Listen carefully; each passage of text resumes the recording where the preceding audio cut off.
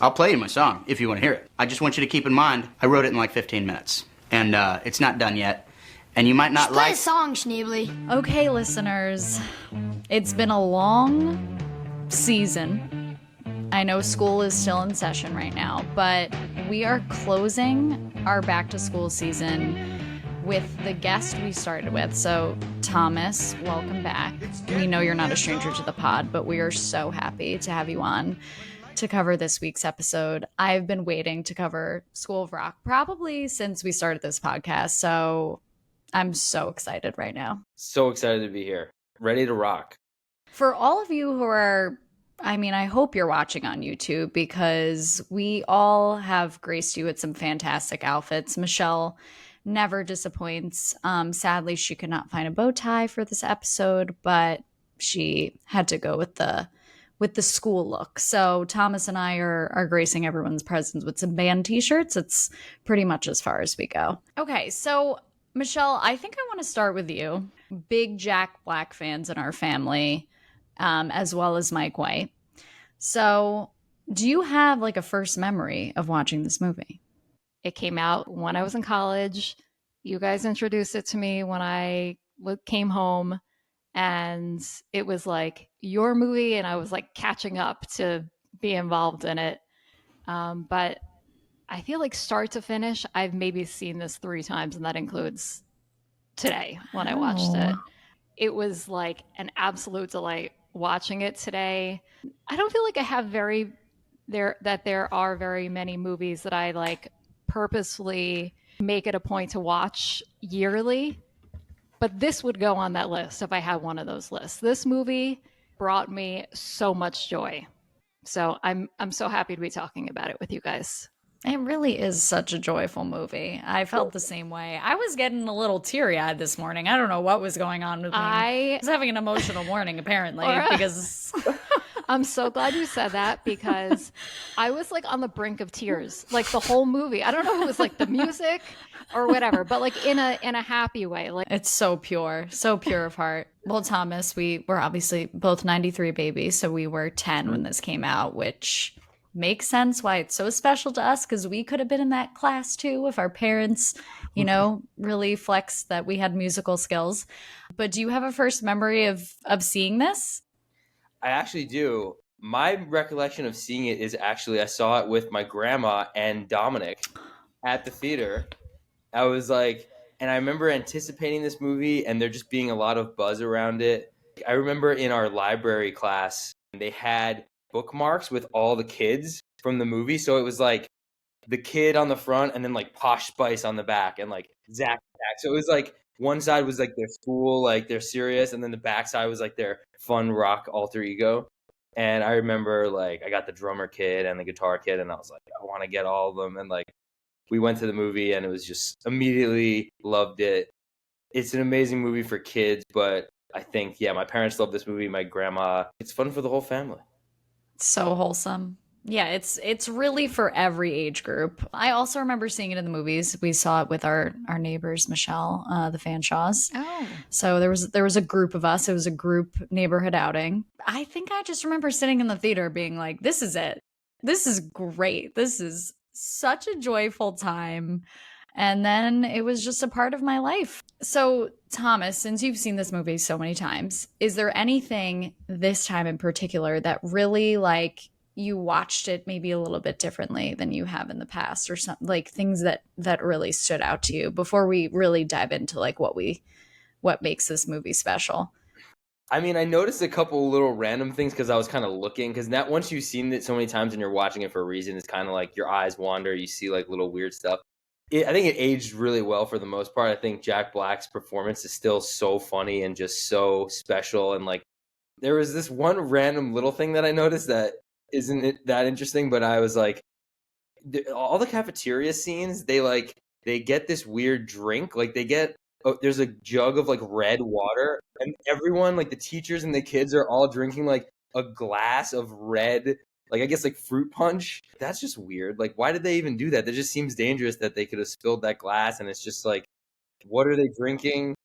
So that's where the mind goes when you've just seen a movie 200 times and you're just looking for little stuff.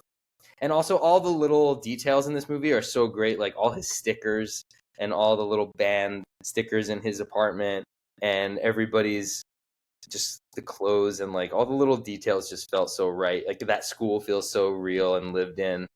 And so I was appreciating all that this time. And just the pace. I mean, it really doesn't sag at all, this movie. It's like however long, an hour and a half movie, it just sails by. Like every scene is funny and memorable, and like the soundtrack just keeps the energy up the whole time. So there's so many movies now that are like 2+ hours, and there's kind of parts where you're like, all right, like let's move this on. And this movie just really, really doesn't have any fat to trim. Michelle, what about you? Since you haven't seen it that much, any initial thoughts? Yeah, I had a couple things that stood out to me. One, that Adam Pascal is in this. He plays the singer in the band that Jack Black gets kicked out of at the beginning. And for the non-Broadway people, Adam Pascal was in the original cast of Rent. Big deal. I love his voice. So it was great to get to actually like hear him sing in this. And then that, of course, led me down a Broadway rabbit hole because I remembered that they made School of Rock into a musical. And I was wondering when this was done, I was like, oh, I wonder if it's still like touring or something. I couldn't remember exactly when it was on Broadway, but it has since closed. But a really weird fact, two weird facts that I found about the Broadway show. One is that Andrew Lloyd Webber wrote the music for it, which is like just not at all who I would expect, like Phantom of the Opera, School of Rock, not exactly like the same kind of thing. But then also Julian Fellows, who is like, for me, most known for like Downton Abbey, creator of a lot of like kind of like historical type shows and films, wrote the book, which is like the script for the Broadway show. So very different styles of creative teams from the movie to the Broadway show. I feel weird that I didn't know. I feel like at the time I feel like my family, we would have wanted to go see it because this movie was a big deal. And I think like it was shot around our area in like upstate New York. And like it was, there was a real School of Rock. Yeah, apparently there was this Broadway musical after. And like, I'm kind of pissed that I didn't get to see it. We got to rally the troops to it. say, bring it back, because all of these people, you know, including us, grew up watching it. We didn't get a chance to see it. On the topic of musicals, I do always think of this movie as like a modern kind of remake of The Music Man, because it's kind of the same plot. Like this guy comes to town and he's like a crook, but he's good. And he sort of wins all the kids over and everybody's believing his lie. And like he's showing the people, you know, how to believe in themselves. And then at the end, he's like a fraud. But this movie doesn't really have that much of a comeuppance or any, like nothing really ever goes wrong. But I always thought of it as a Music Man sort of parallel story. Mind blown. That never occurred to me. And as you're saying, I'm like, yes, exactly. Right? And I wonder, like, did they, it must We have to look up if Mike White was a big fan. From what I heard, from what I've researched and seen in like interviews, this movie was kind of Mike White. It was designed as a vehicle for Jack Black. And it was like Scott Rudin asked Mike White to write a movie for Jack Black to be the star. And he was inspired by this book or this real story about a guy who taught kids music. And it was sort of like, but I'm sure if he's a musical theater person in any way, that The Music Man was bouncing around in his head when he was writing it, because it feels like so similar. Yeah, because the story that it was based on, the real person, it wasn't exactly the storyline. I think he saw that and read an article about it and then ran with it and turned it into, Jack Black being the centerpiece of it. So I don't know. If we could phone a friend and call Mike White right now to know if he liked Music Man, we must know. I am super embarrassed to say that I didn't know until today that this was a Linklater film.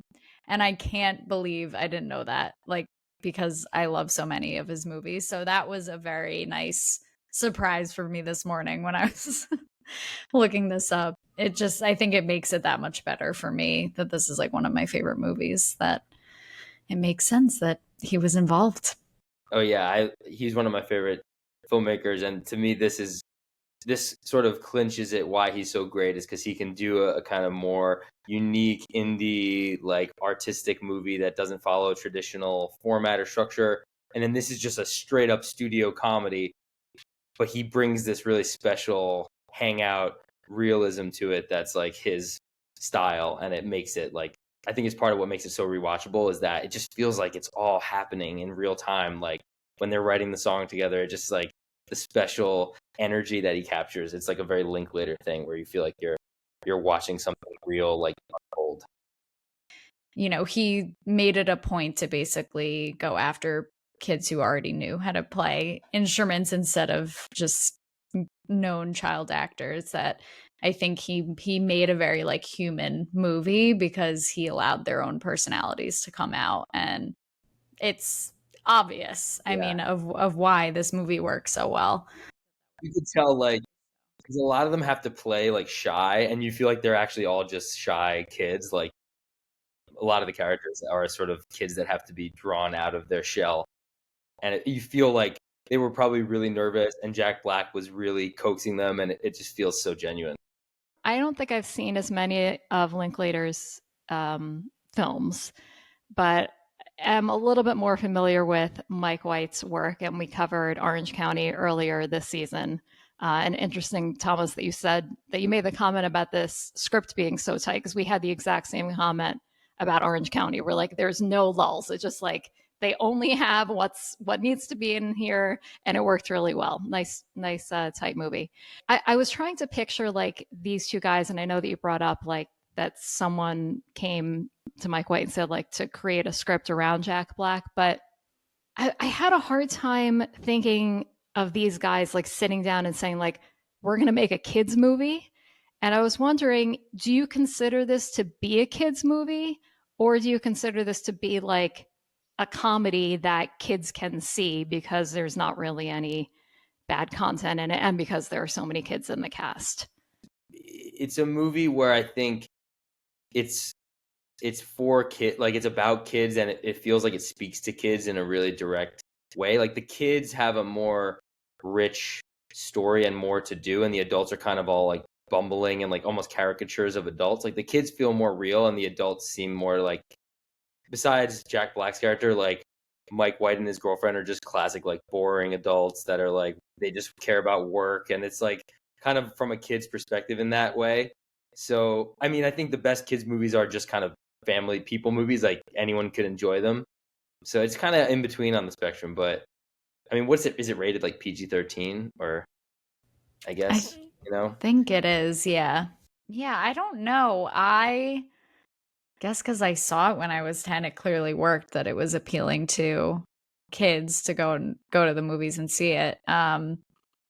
But I think it's such a movie for adults too. Like just in terms of the comedy is so funny. I think that you appreciate it obviously when you're younger, but the fact that it still holds up into being an adult, I think it's really a movie for everyone. Yeah, I think aside from a few small things, it's really not. There's nothing inappropriate, or the humor isn't adult. Like there's not any jokes that I think a 10-year-old wouldn't get, or a 13-year-old or whatever. Like maybe a few, but otherwise it's a pretty like kid friendly like movie.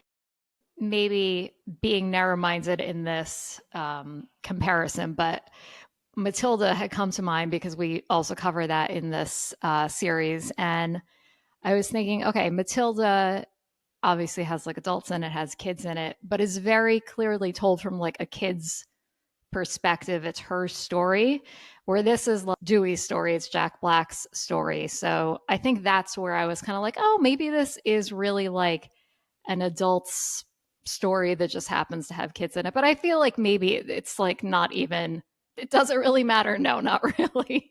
But I feel like the perspective of it, it's almost like you watch it however, whatever age you are, right? So like when we saw it when we were 10, we probably were like, oh, like I think even watching Sarah Silverman and Mike White, I would watch that as like, oh, it's so boring. Oh, they have to go to work. And now it's like, it feels very close to home of, not following your dreams and like thinking bigger and, playing music. And Dewey kind of has that childlike aspect of him that he loves playing guitar and that's what he's going to do. So I think that's why this movie ages well, because it appeals to wherever you really are in life and however old you are. And it's still sweet no matter what. It really hits home to each age group that connects with this. So already given away that all three of us were emotional watching this, so I'm excited to hear if it's the same things that really made us weepy-eyed. But Michelle, what about you? Since this is only, you're saying, the third time you've seen this, what this time around were like the top things that really stood out for you? To start extremely basic, Jack Black is phenomenal in this movie. I of all the things I've seen him in, like, this is it. And I know that Laura and I kind of make jokes all the time that we think that they should give Oscars out for like different things. And I feel like people who like find their sweet spot and do it so well, they should get Oscars. And I think that he is completely in his element in every single scene of this movie. And even though I love that it was a nice tight script, like, you could have given me more and more. Like, I love being around people who are doing the thing that makes them the happiest, and you could feel it. And I think that's probably part of like what made me a little bit emotional watching it. Oh, he's even said in interviews, it's like, this was like the role for me, and this is so perfect. And as we kind of see his character and like how he started to like how much this experience ended up like moving him in ways that he didn't even imagine, of like knowing that he like wanted to teach kids and like bring his joy to other people, like that is him, like to his core as a person. Like, if I don't know Jack Black personally, but I think this movie gave him that as well, like that feeling. Probably by the end of him wrapping shooting this, it was the same feeling that Dewey Finn felt by the end of this movie. So, and you could tell. It seems like it's a movie that it wouldn't work without him. I mean, like, maybe Jim Carrey or someone else that could have done it and it would have been able to even work. But really, it's just, you can't imagine it with anyone else besides him. One little quirk that I noticed was like, he's so funny at running, like in the scenes where he's running and like jumping over these little things and these little skips. Like, I feel like he does the same run in Nacho Libre, and he does these little, like, he jumps in the air and kind of kicks his feet like a little horse or something. It's like it's very cartoony, like such amazing physical comedy. Like, and he's all over and shaking. It's like such a physical performance. It's so great because the script is so tight and like efficient, and the way that it moves everything, but it also feels like he's given so much room to play and to, like, I assume he improvised at least, some percentage of the lines and the moments. But it doesn't ever feel like it goes off course. And yeah, you just love him in this movie. It's so much joy. There's so much heart in it, and it's so genuine. I think a lot of comedy can be like almost mean-spirited or like sarcastic, or there's all these like flavors of comedy, but he has a unique, like, he's just so genuine and like so like, come on, like, and you just love him for it. So yeah, this is really just probably the best Jack Black role or at least my favorite for sure.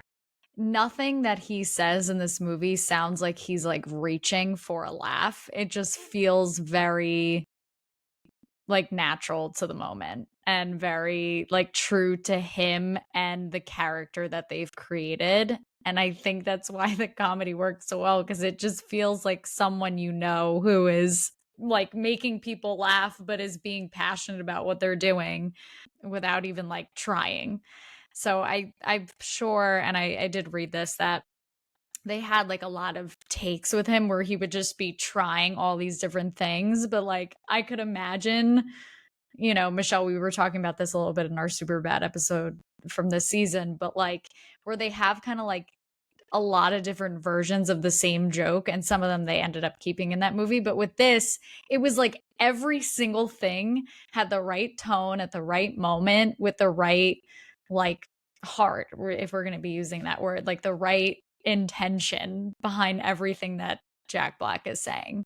And it's like, I think part of it was just like fate, but the fact that they like, Mike White wrote this role for him sometimes that works well if you are just a lot more intentional about knowing someone and knowing their humor and knowing that they're going to, be able to deliver on it, that he was just able to like successfully really lean into who Dewey Finn is, because maybe it's like partially him as well. The scene where he does when the kids are like, "What's your song that you wrote a song?" and it's assumed that he's like kind of making this up on the spot, and it's like the song about the rent.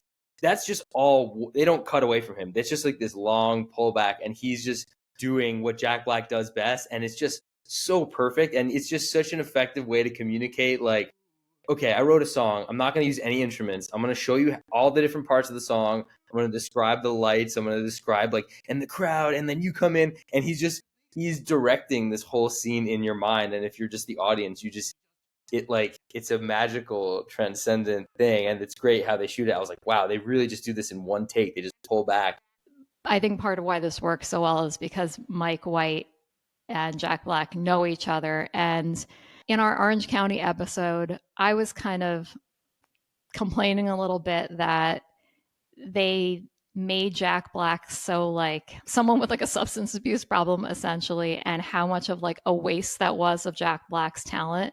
He can be so funny and he can do so much more, and we don't need to like lean on this kind of like cheap tactic just to get a laugh. And I know that at the very beginning, I think he was like, maybe hungover or something like that. But that wasn't like, he wasn't showing up to class drunk every day, and they didn't make that like his thing. And that's not why he was so funny in this. The reason why, at least for me, I do get emotional with this is because thinking about from like a 10-year-old's perspective, and we talked a little bit about this in our Matilda episode of like teachers having such an impact on us, but I think this movie, like, it does have so much heart, because when you're at that age and you're very impressionable, like to have someone as an advocate for like leaning into the things that you really enjoy in life instead of just like talking at you and trying to teach you a lesson, like he's more of a friend. Seeing his transformation at the end is so beautiful, that he's like, they've touched me, which I know is like, that's the line that they said like got such a big laugh. But, like you're able to see that like literally on his face, how much he like got out of that experience. It's aged really well. Like all of these like small things that they touch upon that are very organic and true to, I think, the actors that they chose for this, of like real things that they may have been experiencing or like feeling, and like insecurities and like nervousness. And they were able to like, I think that's why this is such a Linklater film, because he was able to not even like intentionally take that, but just like showing people being 10-year-old kids and like, having a connection with someone who's really like making a positive impact on their life. So it's so beautiful. Should each of us share our experience with music in school and whether or not we have a music teacher that stands out to us? Yeah, I remember, I think it was in like third or fourth grade, like after they make you do the recorder, which everyone does, they're like, you pick an instrument. I picked the viola because my friend's older brother did the viola, and I was like, oh, he's cool, like I'll do the viola. My experience with music in school wasn't that fun. Like I remember you had to come in early at like before, and I remember going to school early and being like, why am I here early? And I was like bad at viola, and then you'd have to practice at home. And like the next year I did clarinet. And then in around middle school, I got a guitar and started playing guitar just like on my own for fun. And that was really more of like where I got the musical. I like found that I like loved to play music. But there was a high school music teacher named Mr. Gizzy who had a ponytail, and he was kind of like a cool guy, And we had a class in our high school that was basically like a Pro Tools class. Like we like recorded a song and used like music recording software, which was a really cool thing to let us do. So I feel like, yeah, that was kind of my experience with music in school. This movie makes me kind of sad that I didn't get that feeling of being in the band and being like one of the school band that was like a really good band. Like I had some recitals or whatever where you would play and I was like the last chair clarinet or whatever, and like but I didn't feel like I was part of the band in that way. My brother did marching band, and I remember he played at the football games and stuff. And I think there is like a beauty in like the bond that you have with the school, the band. Like the band kids kind of all hung out together, and that was like a thing that I watched, but I wasn't really in the band in a serious way in school. Just because you're not in the band doesn't mean you're not in the band. That should be a lesson in life, no matter where you are. Michelle, what about you? You were in orchestra, but I know that you have a lot of good memories. I also started with some different instruments. I feel like I remember this assembly where they're like, you can play any of these instruments. And I'm like, that one looks really cool. So in fourth grade, I played the saxophone for 1 year. And then I switched to the flute. I played that for 1 year. But then by that point, most of my friends were in orchestra. So I was like, I'm just going to do orchestra. And Thomas, my mind again is blown. I cannot believe that you played the viola, because I don't know anyone who played the viola, but that's what I ended up playing because there was like no one wanted to play the viola. But like we need people to play it. Yeah, because they had the violin, and then the viola was just like, well, if you want to be like edgy and just not do the violin, you could do viola. I was like, what is even the difference? It's the same size. Like, it's not cello. I was like, I didn't want to have It's a little bigger. It's a little bigger, but something I remember as you were talking about band versus orchestra, like I remember there being like orchestra was kind of like they all had very neat clothes. It was kind of more serious, like the bookworms, like the good girls and boys were in the orchestra, and then the band was a little more like the wild kids would be in the band, and like they were more loud, and like the trumpet, and there was just a different like kind of energy to the band versus orchestra. Did you guys do the Harry Potter song? Like I feel like every orchestra that would have been lovely. Like every year they had us do the Harry Potter song, and there would be a part where everybody would have to pluck, and it just sounded really bad. Like all right, this the one part of the song where everybody plucks, and like it's always like not in sync, and like everybody was kind of out of tune, and it was just like, oh, that was too advanced of a move to put on like sixth graders. I also started with cello, it's bass. And whenever I see this movie, I'm like, I wish that I would have stuck with cello, because Dom ended up getting me a bass like when we first moved out here. And I still haven't really taught myself, but like it's such a cool instrument, and it's just kind of like, it's hard, but it has a little bit of an edge to it, which is, is fun. But then I quit that because I thought band was a lot cooler. I was like, I want to be in band. So then I started playing the flute. I was not very good at flute. For teachers, I loved my piano teacher. I took private piano lessons like from elementary school through, I ended up stopping like at the beginning of high school, but he was so wonderful. And I have sadly now forgotten a lot of piano, but I still have my keyboard sitting next to me, and like whenever I go back and play, it feels very therapeutic. And I feel like this movie like makes it like cool to like play instruments, because I always felt like a little lame that I was like in band. I kind of feel like it wasn't cool when I was in high school, even though it was quote unquote edgier than orchestra. But now as an adult, I'm like, if you could play an instrument, that's awesome. Like Thomas and Dom are always jamming out, and I'm like, I want to get in and play something. I'm not cool enough. I'm not cool enough, really. Michelle, okay, so kind of back to things you loved. Obviously, Jack Black, absolutely fantastic. But anything else that you're like, this is it? I thought Joan Cusack is awesome in this. She's not in a ton of scenes, but I feel like she does the most with the least, especially that the scene where they're at the bar and she's drinking the beer, I feel like is where she really shines the most, because you kind of get her really like subtle acting chops like come through, especially like I would imagine that maybe like someone who's not really into movies would watch this and be like, oh yeah, the scene where she kind of like has the breakdown in his van, like isn't she great in that? And she is. But I loved seeing her kind of ask that question when they were in the bar, like what what does he think of their school in comparison to other schools? And just the expression on her face is so good. Like, a person who's like that. And I felt like the delivery was like so genuine. And then going right into her, like, drinking the beer, but like not like the way that she drinks it. I don't even know how to describe it. Like, it's not that she's not trying to drink it, but I feel like she's like trying to do it like quietly so like no one sees, but she's like enjoying it. Every moment that we get with her, you're like, she is so talented. She's so great. But I think going back to what we were saying earlier at the beginning, like how you watch this movie, when I was younger, I was like, oh my God, she's such like a tough principal. And I didn't find her character as comedic, but as an adult, it's so funny and so accurate that she's like, just the way that she says, like, it's a lot of pressure. She just feels like it's my head if anything goes wrong. I don't think that they made any casting mistakes with anyone in this film.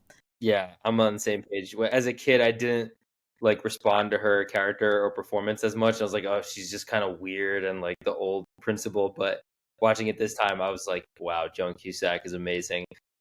One of my favorite scenes this time was when she's like yelling at that girl like in her office. She's like, "It's all right, Emily. Don't cry. Just try to be a bit more conscientious. Would you like a hug?" funny. She's like trying to be like gentle, but she's just clearly like scaring the shit out of this girl. that was great. That was really good writing. Just to like cut to that scene in that way, and then we never see that girl again. It's there just for pure laughs. Actually, all the teachers this time stood out to me as like just those little scenes with him and the teachers were just this fun little check-in where you could see him like winning them over, and they're just like these jovial, like, I guess it's a private school, but just like suburban people, teachers. They just all felt so real and like believable that they were just teachers. And when he's just like winning them over at lunch, and like the kids come up to him and tell him like that was a great lesson, and like all the other teachers are impressed. I liked the choice to have all the teachers kind of be like a little bit older. I felt like that kind of made Jack Black stand out even more. Like the thought that these kids are not really, getting exposure to anyone who's like young and cool. I mean, we don't know what Miss Dumbum. Miss Dumbum what her deal is, but we're gonna assume that she wasn't as cool as he was. How old Jack Black is supposed to be in this movie? I don't know, but he was only 33 when he filmed this, so he was like really 30, young. 30 or late 20s, early 30s. Yeah. What do we think the real story is that happened to Miss Dunham? Do you think someone pushed her down the stairs? Do they say? Do they give you any clues? They said she fell down the stairs and broke her hip or her leg. So is there a true crime version we can make of this movie of like someone who had it out for Miss Dunham? Absolutely. Add it to the idea jar, Michelle. Maybe it was Sarah Silverman, the one villain of this movie, who wanted Mike White to get the job. Oh, I could see that. And she had an in with the mayor. Speaking of Sarah Silverman, what do you think of Sarah Silverman in this, Michelle? Even though she's not in it a lot, but yeah, I was like half loving seeing her play this like really rigid type A character, but at the same time I was just like dying to like let her be funny. I'm gonna keep repeating this, but like watching this, I mean, I didn't even know, I wasn't aware of who Sarah Silverman was and how big of a deal, she is now. She's hilarious. But watching that when I was younger, I was like, oh, what a bitchy girlfriend. She's so annoying. And every time I watch it as an adult, I'm like, her seriousness and her character is so funny. Just the entire character trait of telling him that he lets everyone push him around, yet she is pushing him around. And it's so human and accurate.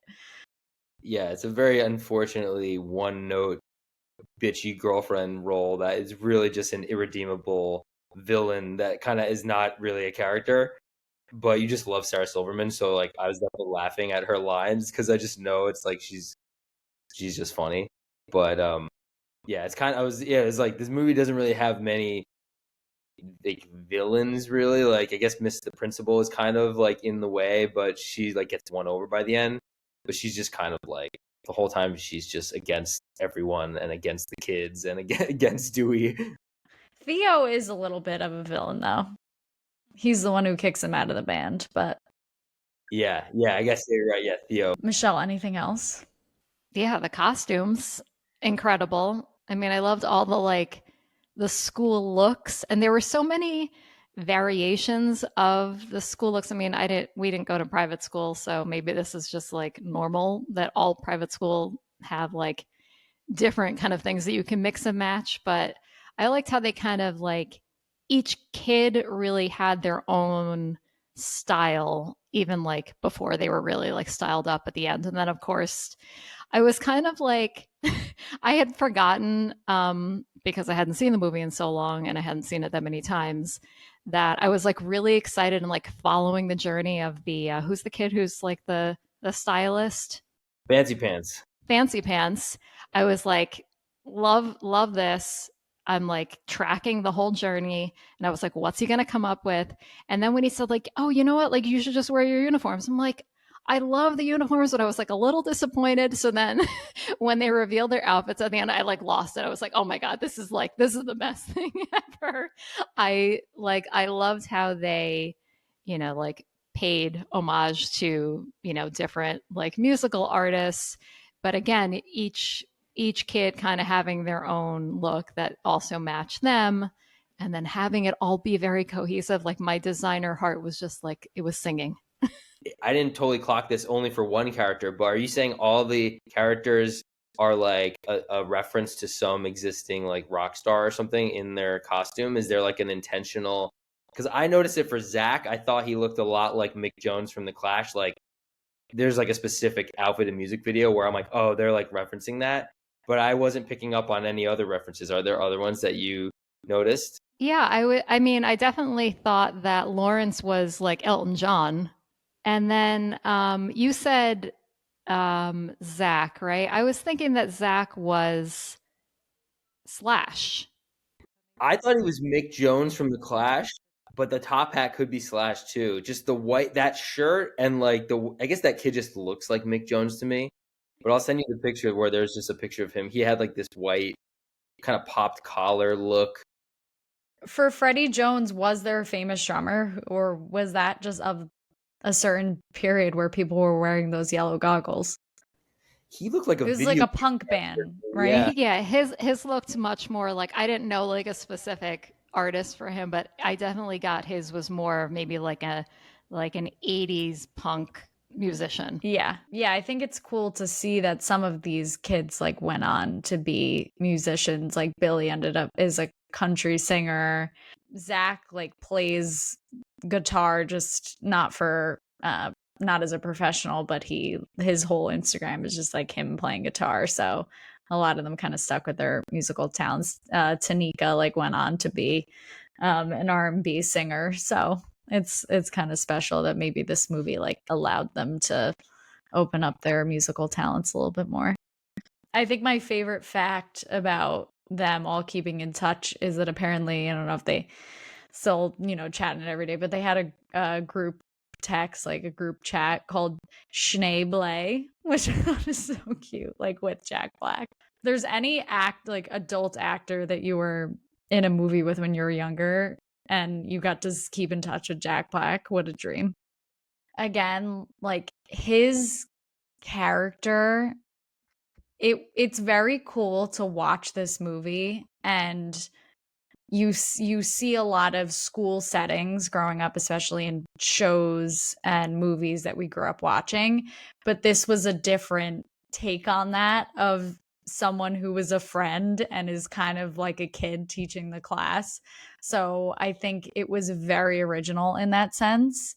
And Mike White is just such a creative writer. I just love like all of the lines that he gave Jack Black, but then it like being able to open the door of all of the students to just like have their own personalities. I think Thomas kind of said this at the beginning, but it felt like it flowed very nicely and it was very cohesive, and it kind of just like felt like you were watching, you can like feel like months going by. I don't know how long this is supposed to be, but it doesn't feel too long in a way. It kind of feels like you're like watching a class for like a semester and just seeing them like all develop these relationships and like have all these things happen.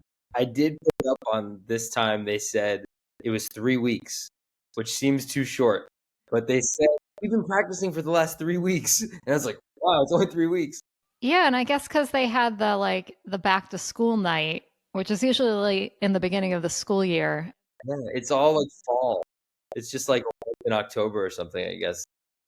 But yeah, I think I liked like the setting too, just like the choices that they made of like where they filmed this in a school. Like it made me want to be in that school and like be a teacher, be going to school there because it's so beautiful. Hardly really spend much time with Dewey without him being in the class. Like they kind of go into it right away. They didn't do a drawn out thing where he's like, oh, I don't know what to do. I don't have money. They're kind of like, he just gets this inciting call and has to go into school right away. So I think I appreciated that they didn't harp on, him being in the other band too long. But I also like enjoyed the opening and those moments with him as well.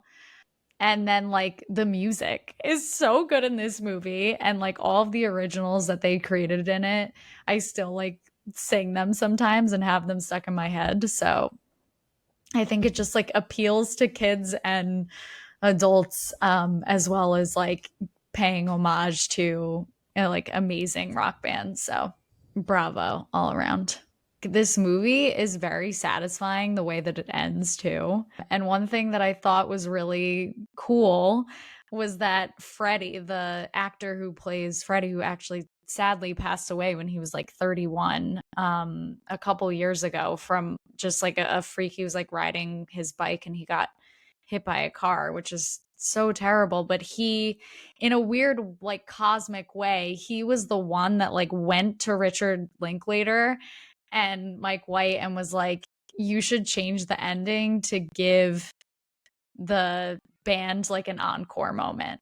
Even though No Vacancy won, it was like their way to like stick it to the man. So he was like definitely his character in the movie was definitely how he was in person, that he was like outlandish and just was like, had the guts to tell adults how he was feeling. So I felt like in a way that was kind of a beautiful thing that he was the one to say that. But I just love the way that it ends. I love that Schneebly has this, ends up finding his calling of still being able to do music, but be a teacher. And it's so cute when he's teaching like the beginner's guitar.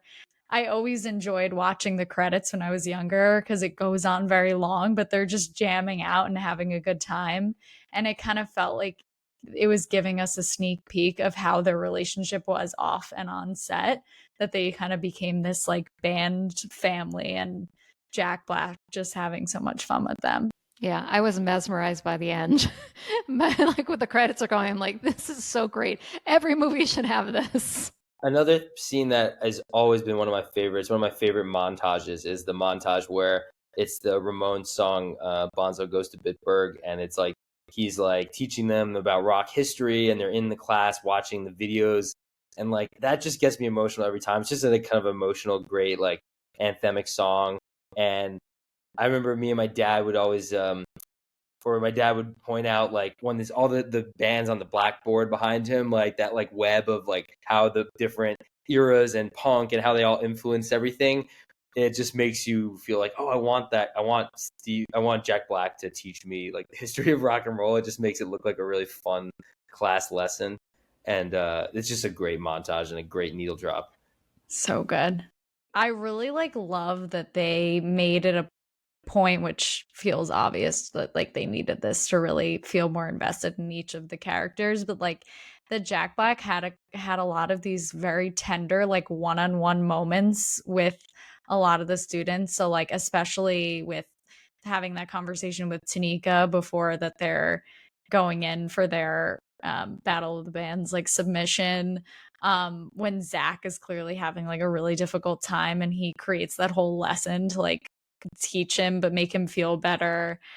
I am curious if they decided to make some of those decisions on the fly once they really got to know the characters or the actors a little bit more, but it just felt very human and like important to kids who are that age of who are going through these real things, and someone who can just kind of be like a friend in the moment. It, like growing up when you had the teachers who were like the cool teachers and they kind of like broke the rules. Because he's not a teacher, he's not doing that. He's just being himself.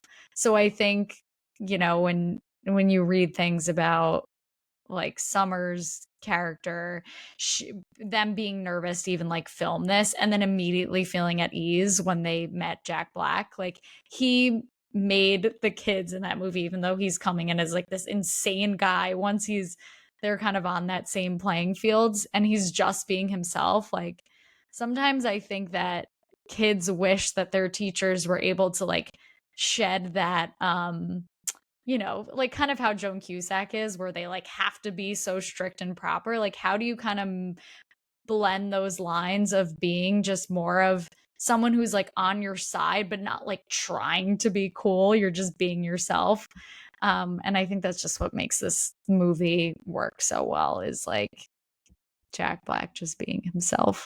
Yeah, I think that they could have written this movie to just be a comedy. Like, I would have been content with him just kind of like showing up and goofing off and kind of just being this really fun teacher. But the fact that they had that sequence that Thomas brought up with him actually, like, he was actually a teacher for them. He kind of became a music teacher for them. And that, like you said, Laura, that he had all these kind of like individual moments to help each kid grow in the way that they needed to grow. That's really what put the heart into this movie. Oh yeah, especially the Tamika scene, like that's really Jack Black, who maybe really struggles with his weight, like telling her like you rock. Like that was just like so like it's real. You could tell it's real. So there's like no really acting involved, and I think that's why the scenes are so impactful. Yeah, and just reading it was really, I was just trying to look a little bit more on the viewpoint of the actors now, but like I think that kids saw this movie and like moments like that, and even like Billy's character, like it kind of showed all different types of kids and like giving them the comfort to like grow up and kind of be themselves. So I personally feel like this movie was such a good movie to see at age 10. Like it was a really good like example, even though I didn't view it that way and we were exposed to all different types of movies in the early 2000s. Like I just kept thinking this time watching it, I'm like, oh, why are there not more movies like this? Like, how do we create more movies that are so funny, but are not like actually have a positive message, and they're not like trying too hard, and it just shows humans being human beings. And I think that's what happens when you kind of bring a bunch of intelligent minds together who are good at different things. So like Linklater is really good at just showing people having real life experiences and conversations without it being artificial. Mike White being an incredible scriptwriter, and then Jack Black just bringing his own like positive energy into this movie is what makes it work. So you kind of like need people who are good at different things, even if they have creative differences. So I'm like, can we make more of these? As much as everyone's loving, streaming shows that are coming out right now that are cheesy, maybe bring back like rom-coms. Like it's not the same. It's not. It will never like be this energy. So I'm like hopeful for the future that this tone can somehow come back. Yeah, the stars really align for this movie.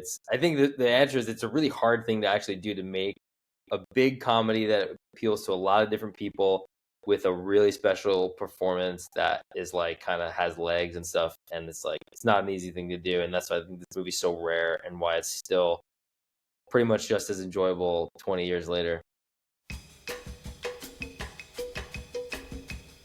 We probably don't have much, but is there anything that either of you disliked from this movie? I mean, Sarah Silverman's character is just like, unfortunately, one note and it's kind of like a bummer, and it just makes you wish that like Yeah, it's just kind of like a very like not a nice portrayal of like the nagging girlfriend.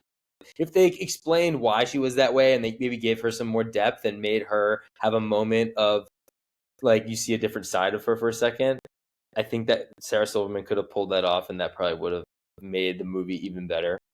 I think because I know how funny she is, I almost think of her as funny, though. I don't know why, even though she's like this, she just does it so well. She's like, this is what I'm handed. I'm going to knock it out of the park, even if I'm given a couple lines. I don't know that I would like this any better, but it did feel like all the school stuff was really dense. And I think I would have enjoyed maybe like a scene or two that was broken up, maybe having the real Ned Schneebly and Patty, Sarah Silverman's character. Like, I feel like they kind of show up at the beginning and they show up at the end. I kind of wanted a little bit more of them interspersed throughout, but I was like really, really digging. I don't think this has ever happened before. In all the movies that we've covered, I was like, I have nothing bad to say. This is a perfect movie. Truly nothing bad to say. The only thing that I noticed when I was younger, and it still is consistent, and I have a follow-up note to this of what redeems it, but it never made sense to me that Battle of the Bands took place during the day on a school day. And I always felt, and not in a bad way, like, but the crowd feels very like, which is so great, like a creative decision. It feels very much like you're playing Rock Band and they're like, whoa. It's like this kind of almost CGI thing, but it's real people in a crowd. But I was like, it just doesn't make sense that it's taking place during the day. But I was reading that Linklater, I think when he got the script and when they were making decisions, there were things that he decided on to make it more realistic. Like one of the things was, how could they be playing in the classroom and no one notices and they don't hear anything? So he made the point to make the team under, I think it was like Marco and I'm blanking on the other one's name, but they like had to soundproof the classroom. So that was like a little thing that he put in, that he really thought it through and he wanted it in his Linklater way to make it realistic. The whole like last 20 minutes or whatever. So first of all, like the kids come with their parents to back to school night. That doesn't happen. Then like then they find out that night that he was like some random guy and it's probably like a very like illegal thing. But he just runs away.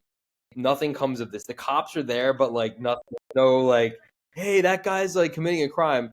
And then like they all come back the next day and they all come to the principal's office at the same time. Again, these like high powered parents who like probably work like on Wall Street, they all come in like on a Wednesday at like 11 a.m. and they all go to the principal's office at the same time and just yell at her. And then they're like, oh wait, Battle of the Bands is happening at like 2 p.m. on a weekday. Let's all run over there. That part, it just starts to get such a farce, like, because you forget, because that's what's really interesting about this movie, is because some parts just feel so like real life and just so like the camera doesn't cut, so it like hangs on them when they're doing the music stuff, so it feels so realistic, but the actual premise is like almost so absurd. So then the last stretch of the movie, I was kind of like, wait, this is so weird, like why are they all just at the school again the next day, and like what's going on? Especially, I feel like I roll with those scenes because I so badly want to get to the performance because it's so good and it like gives me goosebumps in the best way. So I might watch the performance scene after we hang up.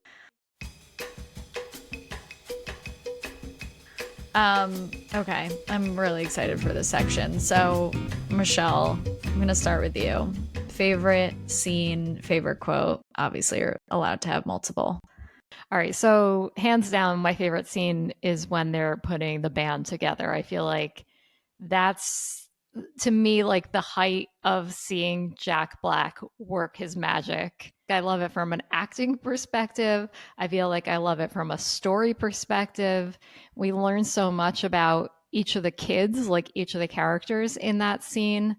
Yeah, I think that this scene is also so perfect in a way where they introduce everyone without it being using exposition. They're like, because obviously he wouldn't have learned their names. He doesn't care. He's just a guy coming in trying to make money. So he does it in this very natural way of like, what's your name? What's your name again? Katie? Okay, you play the bass. He gives them all their instructions to start playing the instruments. And he's having Freddie play the drums.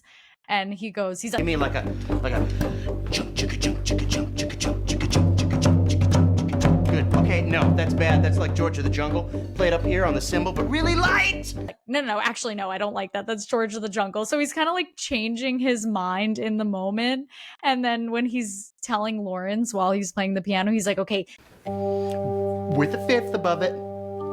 And the middle one. No middle one. I changed my mind. Now go an octave below. This one, then the middle one. No, never mind. I don't like the middle one. I changed my mind. And that just feels very natural as a musician to like be listening and making adjustments on the fly.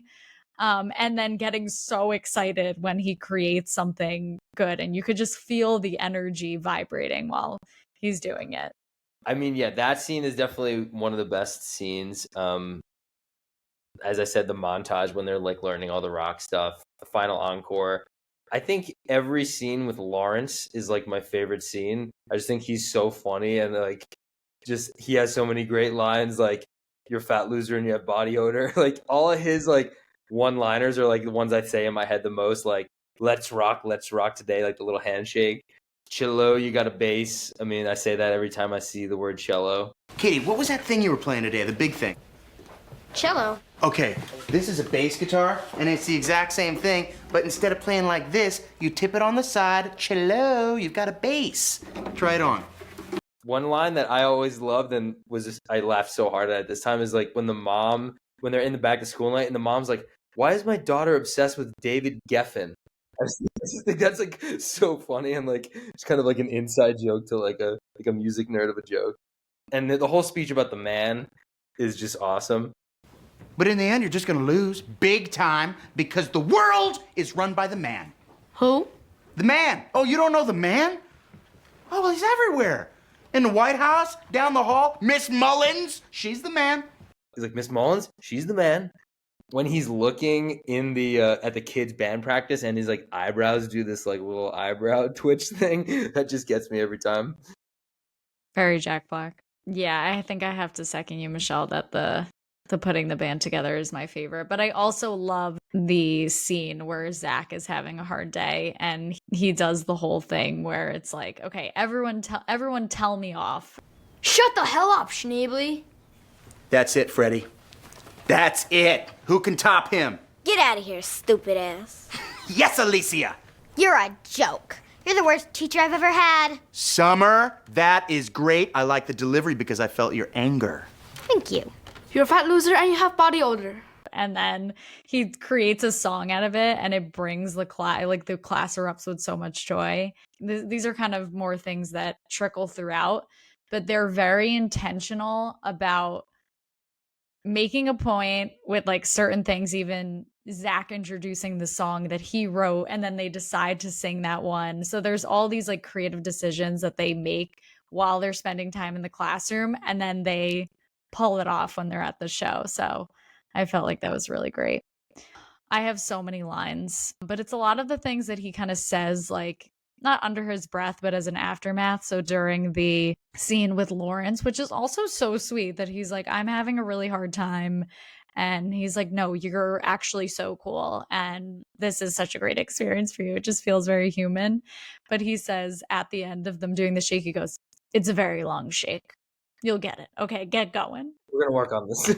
Yeah, we're going to work on this. I love the line, I'm going to form my own band and we're going to start a revolution. He also says start a revolution in Orange County, which was hilarious, but this one was better. I love when he's talking to Miss Mullins before he goes into the classroom and goes, I have no problem smacking him in the head.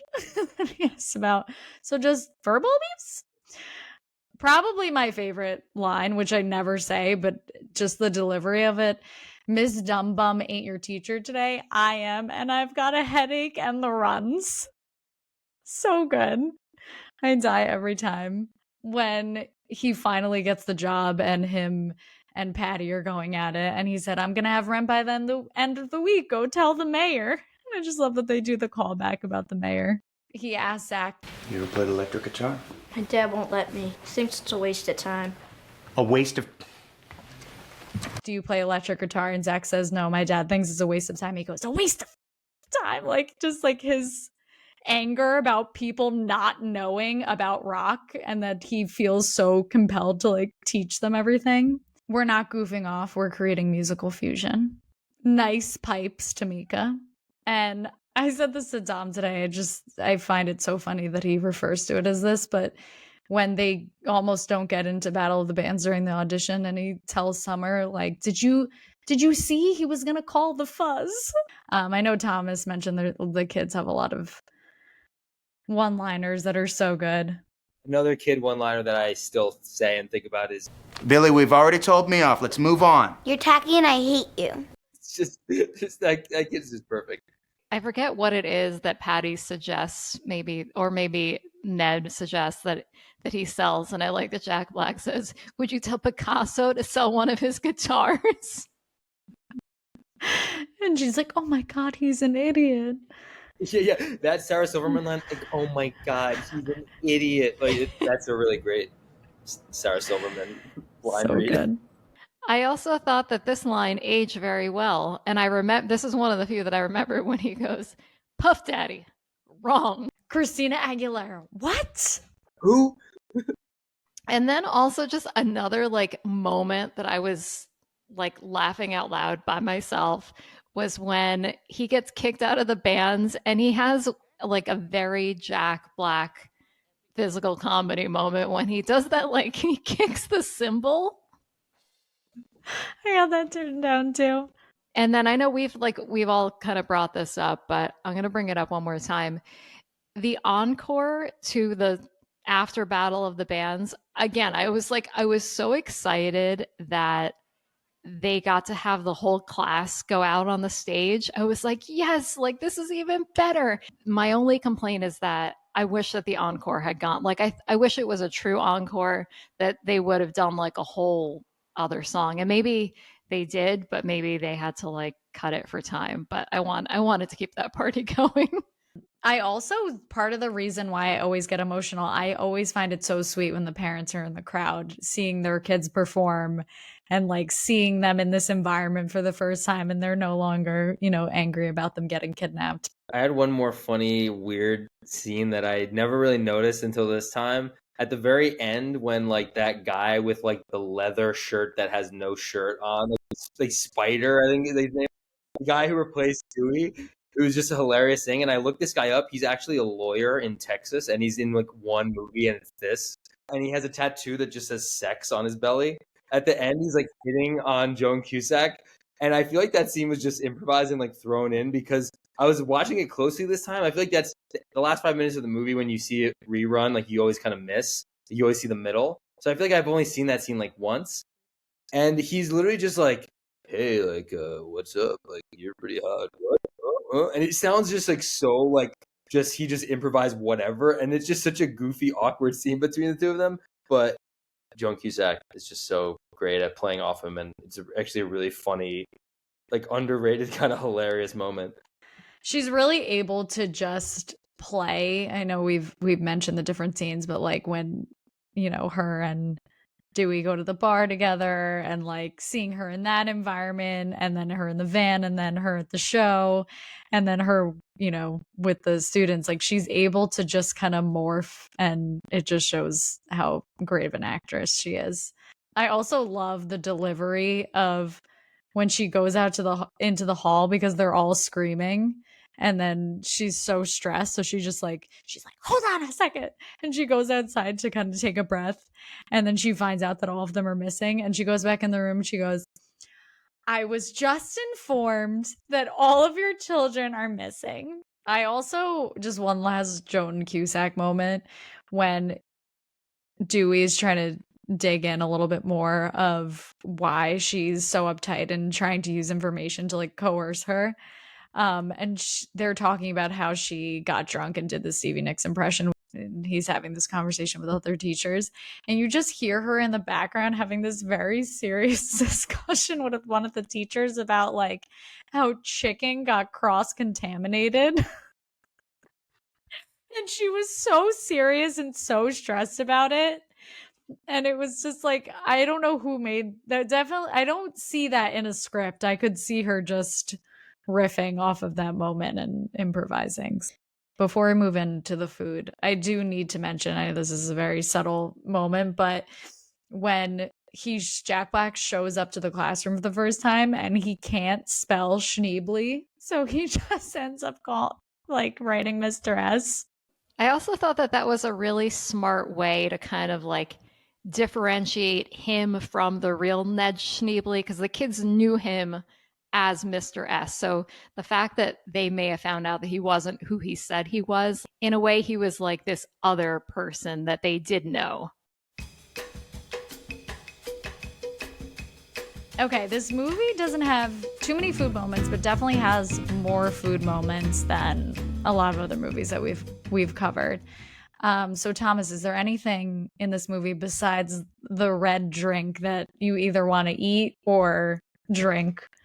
Yeah, just that red Gatorade drink that they're just pouring into glass cups for all the kids in the cafeteria, which seems crazy that they would have glass on food trays. $15,000 a year for, they're not paying for recess. Just the flat, like lukewarm beer that they drink at that bar when they listen to the Stevie Nicks song just made me want to have like a dive bar beer. Of the school lunches, there were some like interesting choices. Like it looked like Lawrence had on his tray a burger and fries, but then corn on the cob. Like, I don't remember that ever really being like a school lunch item, but maybe because it was private school. And then when all the teachers were having lunch and they were all having like the school lunch too, it looked like they were eating hot dogs and baked potatoes. Just a combo that I've not seen. I feel like they were trying to do elevated school food. I always thought Is that elevated? It looked I mean, those lunches looked much better than public school lunches. Come on. Those French fries, like the container they were in, the corn was certified organic for sure. Honestly, that turkey sub always looks good, even though it's half eaten. And she also has some goldfish in there that I would have wanted as well. There's a scene where Dewey has like an open French fry container in his like bedroom. Rock and roll lifestyle. Michelle, what should we do this week for our dinner party? How about what would everyone eat in the green room? Like, what would be their request to have before I like this. They go on stage? I think we'll all give each other one person, and once we have our group, we'll chime in. Okay, Michelle, I'm gonna give you Marta. Thomas, I'll give you Spider. And then Thomas, you give me one person. I will give you Summer. I think that Summer wants a Voss water because she stays hydrated. She's very like, I'm band manager. I have to be sharp. I also feel like she takes multivitamins. She's like, I need my vitamin B, my, just general multivitamin. And like, I remember like codfish oil was a big thing back then. And I could see her mom being like, this is good for you. Honestly, just like a whole wheat sandwich with like turkey, no tomato, no mayonnaise, maybe just like a dairy-free cheese because she's lactose intolerant. Maybe like a bag of organic potato chips. All checks out. And I love it's all very specific. She would say what she wanted. But yeah, she would have like very specific requests. What is Marta getting? First of all, her voice is beautiful. So I think that she would want to have some hot water with lemon and honey on hands, like as a good like part of her vocal warm-ups. But she's also like a kid, so I think she's like trying to be professional about it, but she's also like, and if she knew that she could get anything that she wanted, she'd asked for maybe like a bag of Starbursts and then maybe some Wendy's chicken fingers and a fries. And I could see her being like a honey mustard dipping gal. All right, for Spider, I feel like what you know about him, which is very little, is that he's like very skinny and seems like he's on drugs. So I feel like he would just get like a Jack and Coke and like LSD or like a plate of drugs. Like I feel like he wouldn't eat anything before this show, and he would just have like like a dumb mixed drink and like Quaaludes or like some weird drug. So good. Wow, this was an efficient yet very on brand dinner party that we've created, our green room experience. Okay, Thomas, we have since included a new segment in our show, which I don't think that you've been able to partake in, but since you're the guest, you're going to be on the hot seat. So Michelle and I, this is our this or that segment. We're just going to ask you some, quick questions. But I will go with my first five, and then Michelle will jump in for hers. Who would you be if you were in the band or in the band? Like you could be one of the people playing an instrument or you could be in security detail. Like who of the 14 classmates would you be? I think as a kid I wanted to be Freddie, and I still would say Freddie's the most fun to be. Like he's just the kind of the class clown and like the most energetic and fun one. So I would want to be Freddie. Yeah, also the drums is the one instrument that if I could be like the best at one instrument, it would be drums. Laura, who would you be? I think I'd want to be Katie. Like I'd love to be a bass player. And she doesn't really have too many lines. I kind of feel like I would be like Michelle or like one of the groupies, just like versatile and like helping people out and just being like part of the party and having a good time. I think I want to be Katie, but in actuality, I'll probably get thrown in with them. Michelle, what about you? I think that I would either be Fancy Pants or the kid who does kind of like the lights. And he was doing some like light graphic design. I was very impressed with his like kind of logo. So I think I would be one of those two. I also love that there's this part where they're all just waiting for him to teach or do something, and Gordon has his MacBook out, his laptop. Definitely would be Michelle. Okay, Thomas, pick what is your song choice between these two? Immigrant Song by Led Zeppelin or Touch Me by The Doors? Immigrant Song. Okay, would you rather have to substitute a class hungover or if you're a principal, tell your students' parents that their kids are missing? I mean, teach the class hungover for sure. You just put on a movie. Would you rather get drunk and do a Stevie Nicks impression or crowd surf? Crowd surf. I've never crowd surfed, so. Would you rather have Theo as a bandmate in No Vacancy or have Patty as your roommate? Is Patty Sarah Silverman? Yeah. Ooh, that's really tough. I think. Well, wait. What's my relationship with Patty? Is she just my roommate, or am I Mike White and she's like my girlfriend roommate? Let's say you're in the scenario where you're Dewey and she's your best friend's girlfriend. I think I would just be in the band with the guy.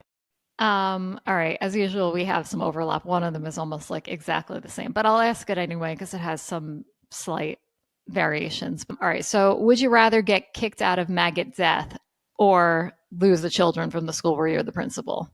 Get kicked out of Maggot Death. Would you rather be assistant to the mayor of the city, hello, or be the guy who runs Battle of the Bands? I would want to run Battle of the Bands. That seems kind of like a fun gig. So this is the one that's almost like exactly the same, but with some slight detail changes. Would you rather get drunk and sing Edge of 17 and have all your coworkers talk about it for years, or dive into the crowd at a concert and have nobody catch you? Well, yeah, I don't want to break my neck, so I think I would rather do a legendary Stevie Nicks impression at the company Christmas party. All right, my last one is: would you rather wear Lawrence's Elton John look or Zach's Slash look? Zach's look. The top hat's pretty cool. Well, I'm so sad that the season is over. Michelle, we don't really have anything to tease out just yet, but there will be more episodes coming your way. So stay tuned for announcements on social and our pages. And we'll The hint See you is soon. Christmas is coming.